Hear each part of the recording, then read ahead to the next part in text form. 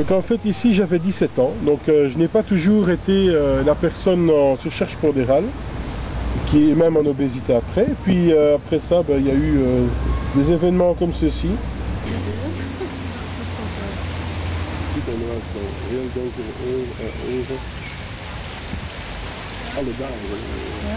Mais 45 kg de graisse, si vous voulez comparer ça à du beurre, par exemple, c'est 132 paquets de beurre, ok?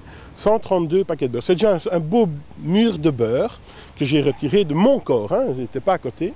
Maintenant, aujourd'hui, l'avantage, c'est que j'ai stabilisé à 140, ce qui est encore élevé, mais comme je peux bouger, j'ai pu réussir à perdre encore de la graisse, mais j'ai regagné du muscle. Ça veut dire qu'aujourd'hui, j'ai encore perdu 36 paquets de beurre, si je vais appeler un paquet de beurre, c'est-à-dire à peu près 8 kg de graisse. Uniquement, sur ma balance, il n'y a pas de différence parce que j'ai pris aussi du muscle. Donc, j'ai amélioré ma chaudière.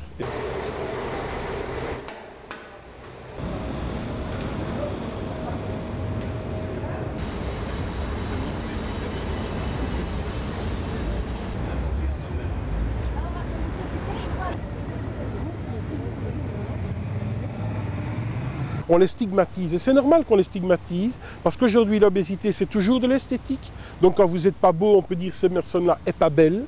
Par contre, quand vous avez pensé que l'obésité est une maladie, à ce moment-là, on peut faire que tendre la main, on peut aider.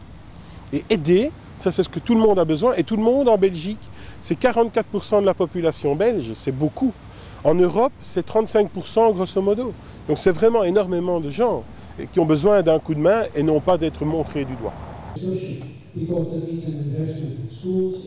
And even for the Finnish presidency thing, it's on the graph rather than in the chart. But obesity, relatively speaking, is increasing very rapidly among children, and that is a particular challenge to parents, to schools, to governments, and to the industry.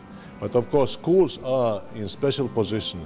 So we hope that in Europe, schools would offer more and more healthy food, healthy snacks, reduce promotion or reduce sales of candy or soft drinks at schools.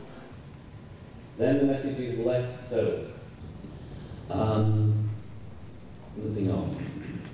Yeah, the food and drink industry has got a number of different sort of strategies that we're pursuing. We've talked a bit about commercial communications. That's one part of it. A second element of it is about reformulation of foods and putting new foods on the marketplace. So you've got companies like Unilever that have already reformulated a vast amount, and they've taken about 2,000 tons of salt and 10,000 tons of sugar out of their portfolio in recent years, which is really significant. And if you look at how all sorts of other companies are doing the same thing, that adds up to a large amount.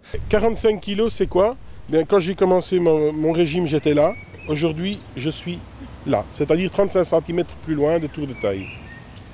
C'est vrai qu'aujourd'hui que j'ai perdu ces 45 kilos, c'est vrai que depuis que je les ai stabilisés, je suis tout à fait autre. Aujourd'hui, je peux faire les 20 km de Bruxelles, j'ai participé, ce qui est pour moi un grand challenge. J'ai pas couru, mais j'ai marché. J'ai redécouvert une vie qui m'était interdite. Et ça, c'est surtout important, parce qu'au lieu d'avoir le seul plaisir de la nourriture, j'ai maintenant tous les plaisirs de la vie.